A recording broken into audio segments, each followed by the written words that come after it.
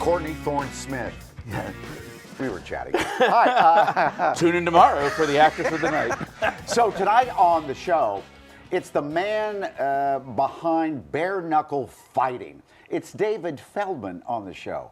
Man, does he have an interesting story. Yeah. Yeah, right. Top three.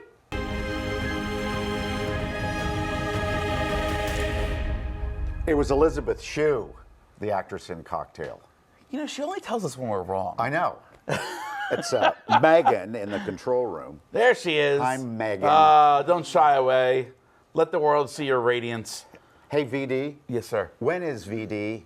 Saturday the 14th. It's a Saturday. Okay. Yeah. If you're looking to get a date for Saturday the 14th, Here I am. Valentine's Day, don't do what this next guy did. He posted on Instagram, he left a $1,000 tip to get the attention of this female server in hopes she would go out on a date with him, right? Well, she appreciated the tip, but then she texted him.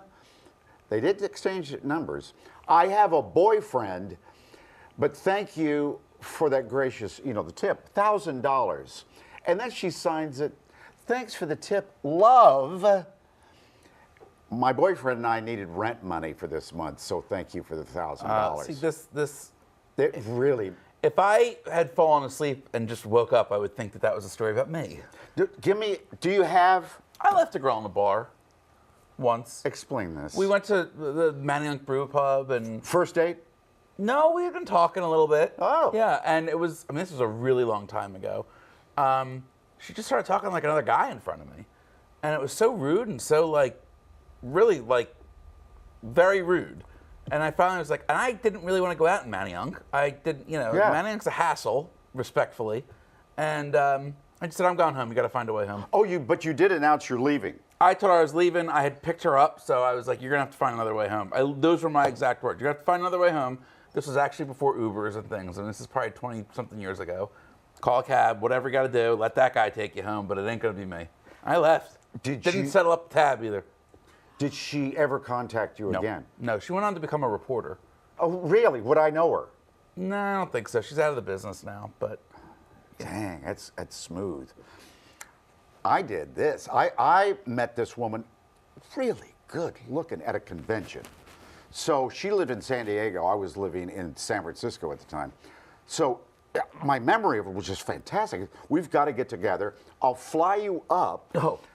And within the first 5 minutes of seeing her the second time, I wanted out. I was like the Seinfeld thing. She's two-faced. Absolutely, two-faced. Yeah.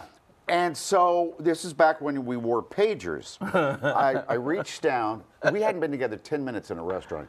I reached down and flicked it. Oh, hold on a second. Oh, my God. We had met in Los Angeles. That's what it was. I flew her to Los Angeles, and I went down to, and I got on a plane and went back home. Good. And left her in the hotel room. She stayed there the whole weekend. Waiting for you to come back. Yeah. Oh. I said, oh, my God, I've got to get back to the station. News purposes. Yeah. So I lied. And there she laid. You know, I think a lot of us will relate to this next video. This woman shows what it's like when you have to scroll on an app to put in, like you're filling out an application, right? Right. What's your birth month? What's your birthday? Right. And what year? And it gives you the option to scroll back. And this woman's young, and she's bothered by it. Watch.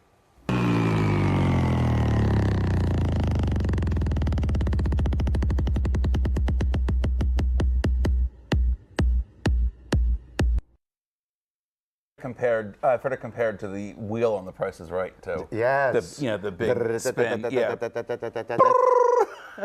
You can imagine what mine is like. I fear that at some point they won't go back that far. Trust me, they will. You're all right. I mean, I don't know how far back they go. Do they go back to like 1920s and 1910s? We'll have to look. I'll don't have to know. look it up, too. I've never had to go past, the late 1990s. Yeah. Jeez. I'm lying. I got to hit it like 3 or 4 times. Yeah. You know, at the end of every show that we do here on the Mike Show, Vince and I get into bed together. Sure. Right? Yeah, there it is. Our illustrious, yeah. Waiting for us. Did you know Did you know that in the Middle Ages, it was not unusual at all for two kings, the kings of separate countries, to sleep in the same bed all night as an act of diplomacy, trust, political alliance between their kingdoms? Like maybe they were on the verge of war or something and they work it out. It'd be like Zelensky and Putin sleeping together. So It's one way to broker a truce. we sleep on the show 4 or 5 nights a week, and I think our bond is even closer. We have an image, I believe, of this, you and I. What is an odd thing too, Vince, you may not know this, this truly is National Shower with a Friend Day at night. Oh. Would you like to see that? No, oh no! Oh no, what is... Oh no! Oh! Whoa, where was I keeping all that water? Oh my God. I opened up the beard and just, oh God. My breasts are much bigger than that. First of all, you know, I have hair on my chest. You do? Well, I don't know. There's some taco meat down there. That's thick too. Do you have hair on your back? I have hair everywhere, pal. I was born just like a rug. That came out with just a rug with 2 eyes. Vince the Shag. Oh yeah, that's how it was made too. Oh God, we'll be right back. Tonight on Mike. Down goes Apostle Spencer. The man behind Bare Knuckle Fighting, David Feldman, is here. That's tonight on Mike.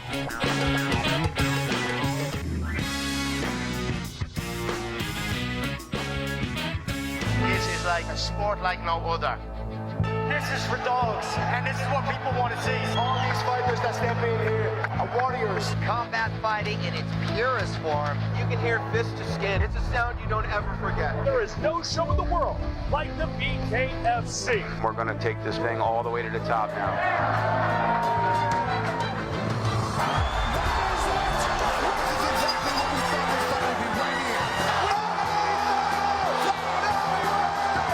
Ouch! Bare Knuckle Fighting is back.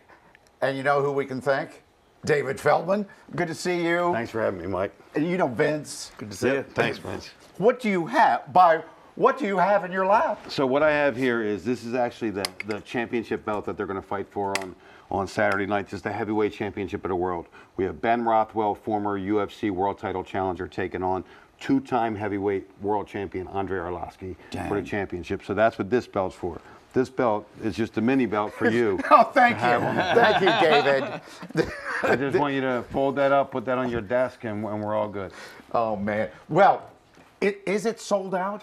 So what we did actually this morning, we sold out, and then we just opened up another 1,700 tickets. So last year, when we did the fight here at the Wells Fargo Center, we sold 17,762 tickets. The importance of that is we broke combat sports attendance records in Philadelphia. That means we beat the UFC, and we also beat a Mike Tyson fight here. Yeah. Now this year, we're going to do knock on the door of 20,000 seats. This is probably self-explanatory, but for people that don't know and haven't been to a bout, how do you describe bare knuckle fighting? I mean, bare knuckle fighting, it's basically boxing without gloves is really what it is. It's very engaging, it's entertaining, it's relatable, right? Because listen, we might not have all been punched in the face or punched someone in the face, but we've seen someone do it growing up. We saw it happen in the bar. We get it, we understand it, we can back it.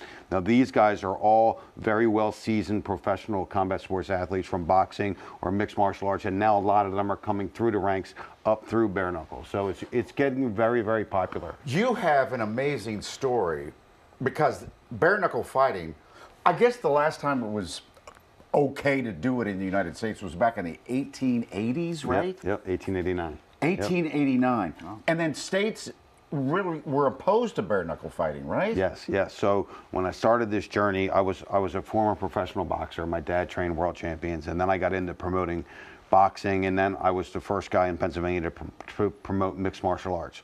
And then I was doing all these shows, and it was going good, but I was like, what am I going to do to really make money? I got to create my own lane. So I created bare knuckle fighting.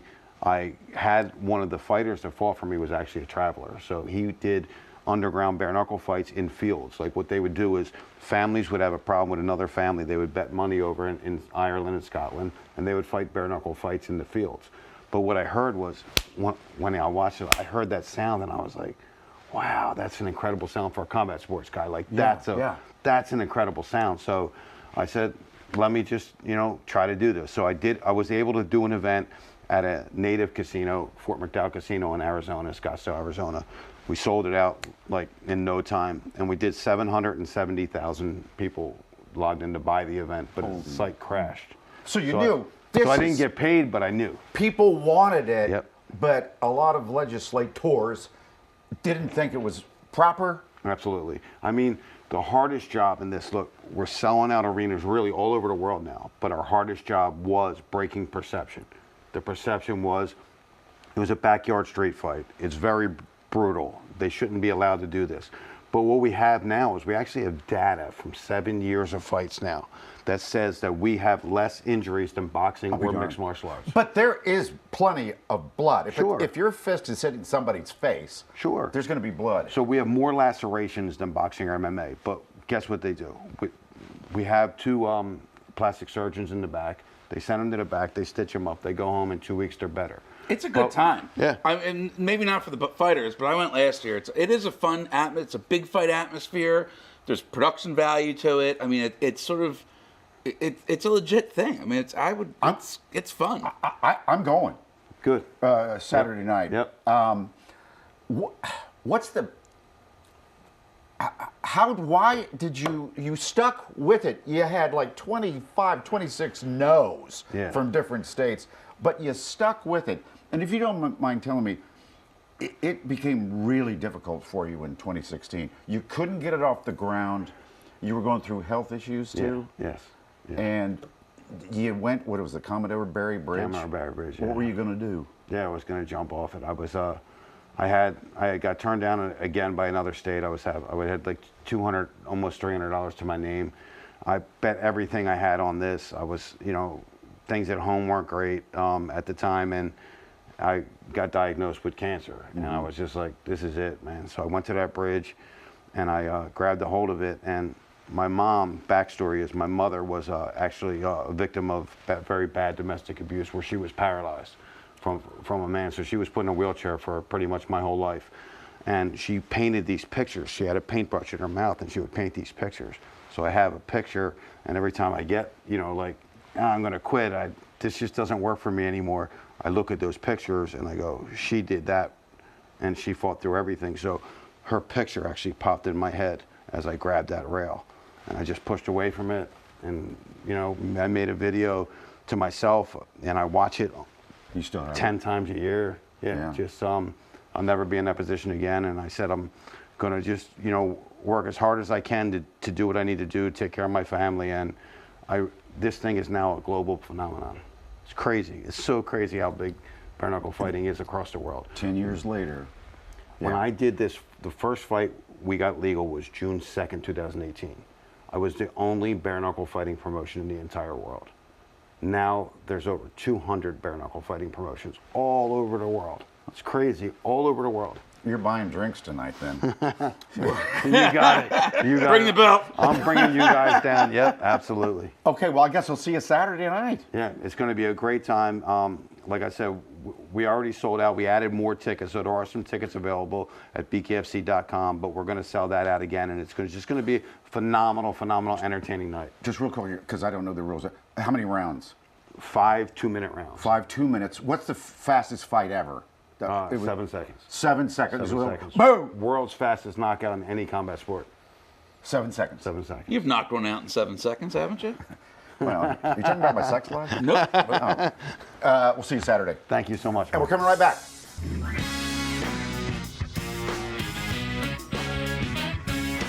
Who are you rooting for Sunday in the Super Bowl? We brought in our betting guy, Eytan Shander. Good to see you, Eytan. Likewise. I feel cornered here. You're bookended. Right, yeah, this is not good. Vince, you bet on sports? I can if you want to give me a. Do you have like a fight that's going to get thrown or something that's a lock? Well, yeah, see, he likes when the Locks. odds are automatically in his favor. I just want to make money. You need to be connected for that, literally. Like, to that's people. why we have you here. Right. So I like the weird ones, so what they call the prop bets. And here's one that I heard about. Will Stephon Diggs have a child before halftime? Well, I don't know if you could actually bet on that, although I would at this point. I think there are 4 women that he has impregnated over the last year, which leads you to why he would propose to Cardi B. I think this is a great bet to take $5, $7 of Vince's money on yes. Here's why. Who is the power person in this relationship? Is it Stephon Diggs, who is basically all but forgotten, or is it Cardi B, who is an international icon? The only person that benefits from this proposal is Cardi B stealing the stage, maybe setting up a new song or a new album or a new tour. She was at the championship game. Correct. And, but Vince, this is the Super Bowl. Yeah. Far more people around the world are watching. If you wanted to capture a moment... Is this just a leftover from the Taylor Travis bet a couple of years ago? Pretty much, but you have ridiculous odds that say it's not going to happen. I think there's a small little angle that benefits Cardi B. If you were Stephon, if you lose the game, you can't propose. Again, Can't you? Again, I think you can, in that if it's all positioned for Cardi B. But you're right. You're also taking a shot that his team wins the game more so than not. Which is why it's baked into those odds at minus 3,000, meaning you have to lay $3,000 of Vince's money just to win $100. What about the Gatorade thing? Don't they do a color? They do. This is it. Everybody's rushing to blue because both teams have blue in their uniforms. I did a national radio show with Amani Toomer. He's been in the Super Bowl before. I didn't realize this, especially in the Super Bowl. The Gatorade gets low at the end of the third quarter, start of the fourth quarter. That's usually when the Gatorade needs to be refilled. If it's a blowout, they won't refill it, meaning it's whatever the initial color is, which is probably blue. If it's a close game, you've got big guys on the sidelines who are thirsty saying, I need more Gatorade. Orange is the go-to backup across the NFL. Oh. It's a 4.5-point spread. Both teams are pretty much equal here. I think the bet is orange. But you could rig this so easily. Well, that's part. If you know the dude who's filling the jugs. That's part of it. Although the one counter to that, Mike, is that overwhelmingly across the NFL, orange is just the most popular flavor. Orange was the original, wasn't it? It was, and I'll tell you what, orange and a bacon, egg, and cheese is my hangover. There you go. it's like your version of orange juice. Instead of OJ, you'd rather have an orange Gatorade. Okay, we don't have Taylor Swift, so there won't be shots of her. Is there a bet about who the cameras are going to catch? So you look at from the Patriots fandom, right? Like who will be the first celebrity shown from a Pats fandom here? I don't think it's going to be Matt Damon. I think, honestly, Mark Wahlberg at 300 plus 300, you're still getting a good number here. It's chalk, right, for all the sharp bettors out there. But it's got to be Mark Wahlberg. Of the three, he still is the most recognizable. And you don't think Ben Affleck? I think Ben Affleck has taken a step back as far as being, and Matt Damon as well. Yeah. Like, I don't think it's either one of those guys. I think it's just Mark Wahlberg gets the first look. He's the original. They're doing the Dunkin' ad. He's Marky Mark. I think they're doing the Dunkin' ad again, Ben. Yeah, they Affleck. are. Right, which is another reason why they may not show him first. Makes but sense. lead up to maybe when the Dunkin' is in the block. Right. Can you bet on commercials? Yes, you can. Netflix. How about this? Will Netflix have a halftime, advertised during the game? Well, that's already booked. Exactly, but it's not public information. You can bet this on an exchange called Kalshi right now. So if you do have insider information, nobody's going to call you on it. Here's the thing. Netflix is not, they're a partner with the NFL. There's an amazing return for this bet because everybody thinks they're not going to advertise. They're a partner with the NFL. Any major piece that they're going to come out with, either a video, a film, or a live event, this is the opportunity that you want to broadcast this. Yeah. It's very difficult for me to think that an NFL partner is not going to take advantage and doesn't have the money to advertise during the Super Bowl. In the past, what's the length of the national anthem? Right. They still do halftime length? This is a newer one. It's been more, I'd say, over the last maybe 5-6 years here. I love it. This is the best value you're going to have on the board. You have 13, 14, and 15 minutes. We know it's Bad Bunny. We know that there's a lot more associated, whether or not you believe or not, that's not my problem. I'm just here to make you money. There's a lot more associated with this Bad Bunny act, let's be honest, than just him performing. Yeah, but that's so tightly, I feel like that's very tightly controlled. Exactly. That's why you have a 13, 14, 15. Here's the other thing, too, right? It's not that he's going to go 3 or 4 minutes over that mark. Right. But if he's like 30, 40 seconds, if there's a message about ice, if there's a message about love, if there's a message about anything in between. Oh, that's not programmed in. Exactly. That factors into it. It's like that extra note, in the national anthem that is not built in. Do that again. The brave. Home of the brave. Yeah, so if he ad-libs, that's it. There man. it goes. Exactly. I guarantee you, this is like probably a 14-minute build set. Songs are going to go a little bit longer. You're going to have people come out with him. Cardi B may be out there with him. That's it. It's a wrap. Midnight Snack is next, and then we're going to go to bed. I love it. Good night.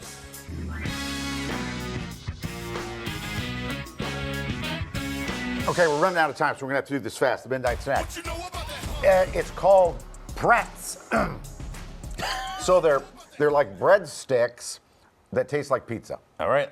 You Go have for it. one, right? Yeah. Give me oh, God, they're so skinny.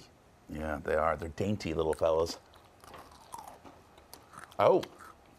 Well, they really taste like a pizza. Oh, my God. I mean, that is pizza. That's actually really good. I'm going on a scale of 1 to 12. I'll give that a 10. 9. Yeah. That's All good. right. Now, Vince, I know what you want. Oh, do you? I know what you want, and I'm going to deliver it. You would like to see a porcupine